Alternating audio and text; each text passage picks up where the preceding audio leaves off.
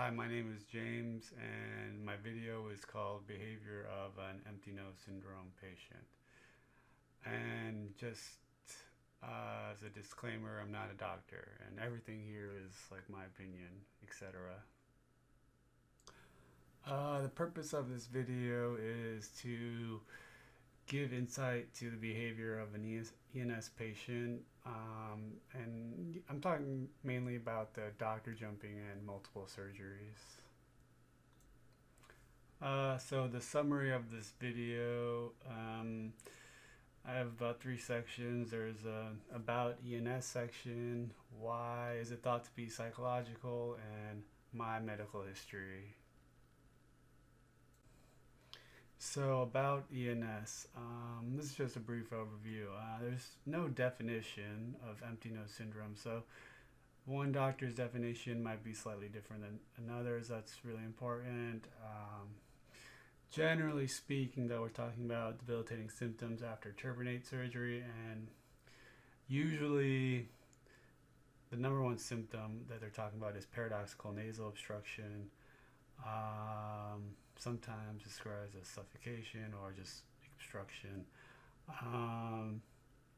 The thought of the cause of this is either like bad airflow through the nose, like sometimes they say like turbulent airflow, or it's not running over like the nerves or something, and or nerve damage. So there's like nerves in the nose that sense the breathing, and those are damaged. Other symptoms like that are discussed when talking about empty nose syndrome are dryness. That's oftentimes discussed, and then there's other symptoms too, but generally the number one is paradoxical nasal obstruction.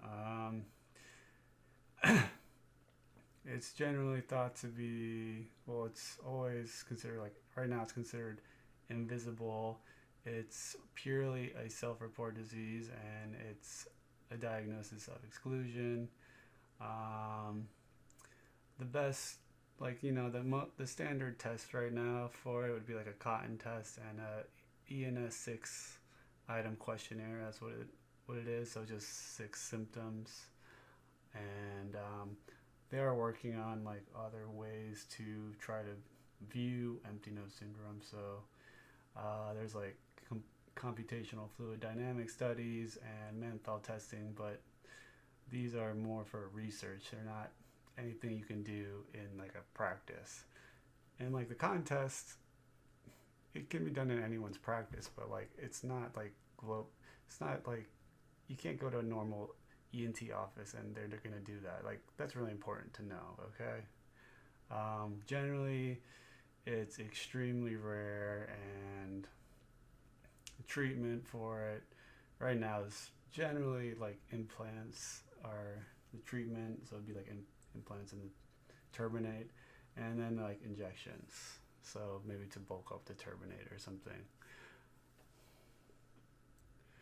Why is it thought to be psychological? Well, the symptoms don't match the findings. So they get diagnosed, they get like examined, and nothing looks wrong. And let's say a bunch of people had the similar like noses and inside of the nose, and only one person complained. That person, there's something wrong with them, like psychologically, right? Understandable. The degree of suffering is like abnormal. It's like more than a normal problem, probably, that you would see in an ENT office, I'm assuming.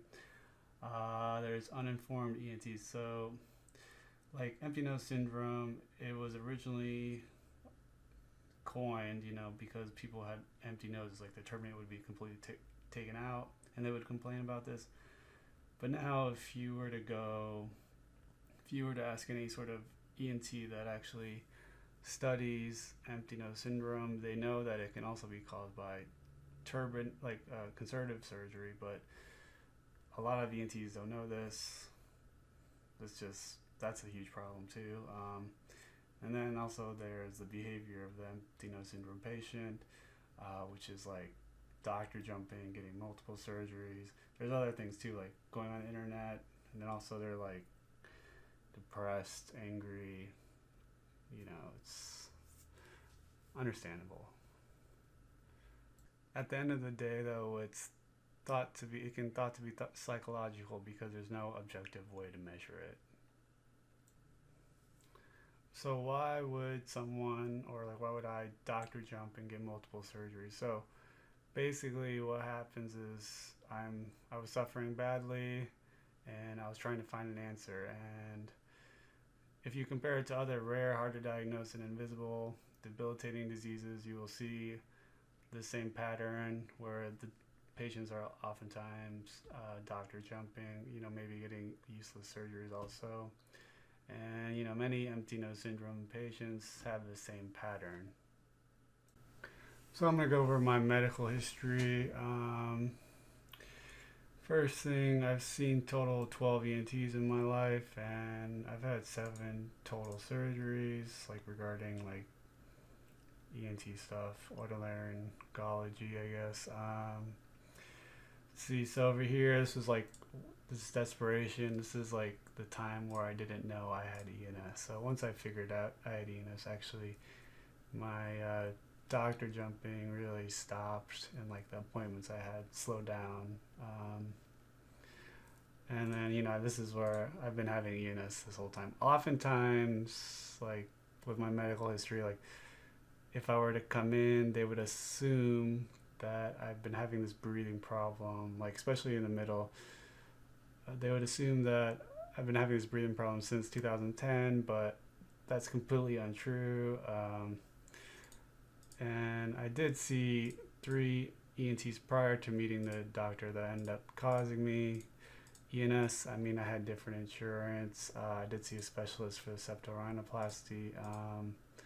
And then I think did I already say I moved? I don't know. But yeah, so it's not like every time you see a new doctor that's considered doctor jumping. It's just that, sometimes circumstances happen. Also, if you look at the appointments, like the amount of appointments is not unreasonable. It's only when I'm in this desperation mode that really it seems unreasonable. But yeah, so you so I did have like 2 useless surgeries after my ENS causing surgery. So it'd be the turbinate reduction and the septorhinoplasty, which was actually, it was more than that. It was like septorhino with like turbinate reduction again, and sinus surgery. So it was a big thing. And then I think I had 2 surgeries. So I had a revision sinus surgery because I developed some sort of problem from this one, I think, this last surgery I had. And then there had to be a revision done to the surgery. But like, if you look at the appointments, you look at the doctors, I'm seeing it's only 7 appointments. So for 2 surgeries, that's not unreasonable from what I think. And yeah, mainly the new ENTs I saw toward the end after desperation they were ENS doctors. So actually going on the internet and figuring out I have ENS caused me to, reduce my doctor jumping. It's just what happened. I just want to show you this card I would bring sometimes to like my doctor's appointments. I'm guessing this card I used to bring around 2015 and 16. So, when I was doing my doctor jumping, they would always ask me what my medical history is, and I would just show them this because it's easier rather than just telling them. And, obviously, even though it's more organized, it kind of makes it seem like I've been having a problem since 2009 or 2010. But remember, my problem really started in 2014. But I can completely understand, and like, probably wouldn't help with like the whole psychological problem thing. But I just learned, like, because I would be going to so many appointments, that'd be easier just to write it down. So like, by trying to make it more organized, maybe it actually would make them think that I had a psychological problem, would give evidence to that. So it's completely understandable. So here's like my brief medical history. So You know, 12 ENT seen. I've had 7 surgeries now. My examination looks good. I've been told multiple times I have a psychological problem. Um, I've had multiple surgeries and doctor jumping. Been doctor jumping. What would I expect going into a? What could I expect going into a new ENT's office? And they have all this information, and they don't see anything wrong. I mean, it's completely understandable why someone could jump to a psychological conclusion. You know, also I've looked on the internet, blah blah blah blah blah. My medical history wasn't that long, you know, during the doctor jumping phase, but you can see how someone could assume you have a psychological problem. Uh, Now I'm just gonna go over my medical history in a calendar. Maybe this visualization uh, could help. You know, just can show it a different way. So 6 appointments, 1 surgery, adenonectomy. 2011, septorhino, most nerve-wracking surgery of my life, bar none. 3 appointments, one including a surgery. It's crazy, right? You know, that's where you would develop a psychological problem, right? After plastic surgery. I think getting plastic surgery didn't help, like having that in my medical history. Like sometimes they would assume I'll be like fishing for plastic surgery when that was completely not the case. I had nasal congestion. I had moved, so I saw a different ENT. You know, I think one day it was an allergy test. I think they were talking about surgery, but I just ended up never doing it. But again, then um, I had nasal congestion again, so I was using budesonide. Actually, it worked really well. I should have just, if I knew what I knew now, I would just kept using budesonide. But unfortunately, you know, I thought surgery was just a permanent solution, you know, rather than using budesonide for like the rest of my life. And, you know, I don't know. Is that right? Is it wrong? I don't know. So here's my balloon sinuplasty. This is the one where I developed ENS. So it actually took me about like 6 weeks to start developing symptoms. I think I just didn't go to the doctor because I had budesonide. I got a refill on budesonide. Because what happened was after I stopped using budesonide, I started to feel stuffy, and I was like, okay, I just need more budesonide. Like surgery didn't work, whatever. I'll just use budesonide, and the budesonide stopped working. It's crazy. So really, yeah. So I come back. I just need more budesonide or something. So at this point, they told me to get a new CT scan. I'm being offered septorhino on the 15th of July. I have to get a second opinion because I mean I'm suffering badly, and like I knew that septorhino is like it's like a structural problem, but that doesn't make sense, you know, because if BSI wouldn't work for a structural problem, right? They basically said like nasal valve collapse or something. I went to a new doctor. I was told had no problem at all. So that was the first time I ever heard that I had like a psychological problem. You know, I tried some sprays and like they gave me like I forgot it's like this old antidepressant. Of course, nothing worked. I forgot the really old antidepressant. I went to a new ENT. They told me turbinate, inflamed turbinates, large turbinates. I should get allergy shots, so I kept getting allergy shots. Of course, those didn't work. I get another second opinion. They say enlarged turbinates, so I get, you know, there's no real law on how big the turbinates or should or shouldn't be, so I get turbinate surgery again. Of course, it doesn't work. You know, I just keep jumping around. I think this doctor ended up saying I had a psychological problem too, second time I've heard it. And yeah, it's just, you know, I keep going around, nothing's helping. End up getting the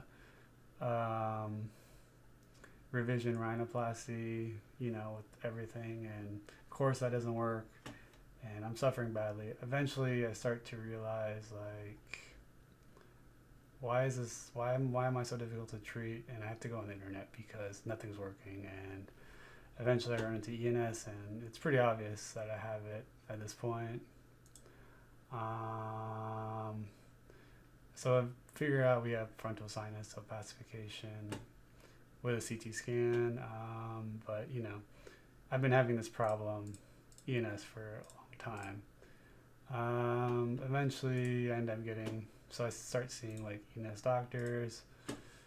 That's why I'm not jumping around, because I already know no one can help me. And yeah, but if you just look at the amount of appointments, it's really, there's a lot in 2015 and 14, but after that, it's not really that much. I got surgery 2019, and 2020, I didn't even make a graph for that, but 2020 and 21, I only had one ENT appointment. It was for that last surgery I had. So yeah, my final thoughts are really the doctor jumping and multiple surgeries was because I was desperate for relief. Now that I know that I have ENS, actually I'm not doing that doctor jumping because like I know if I went to an ENT's office, they wouldn't be able to help me. And I wouldn't be surprised if a lot of ENS patients had pretty normal behavior prior to developing ENS. So that's my video. Thanks for watching.